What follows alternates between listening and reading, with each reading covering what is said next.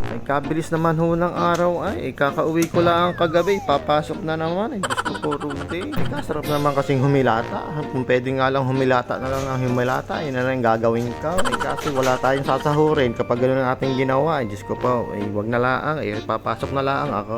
At dahil kakapasok ko nga laang ho, ay ito't may dumating na rush order. Pero madalian laang naman ho ito. Eh kahit mga grade 1 yata, kaya tong gawin. Wow naman! At bali ang gamit pala natin diyan is vanilla chiffon cake, tapos ang ating icing na gamit diyan ay whipping cream laang naman. At hindi po kami nagamit dito ng mga buttercream or Swiss meringue or kahit anong mga boiled icing na yan, ay hindi po kami nagamit ng mga gayaon. At kahit naman ho ay gustuhin kong gumawa ng mga gayaon ay hindi ko rin po magawa kasi naman Diyos ko po Rudy.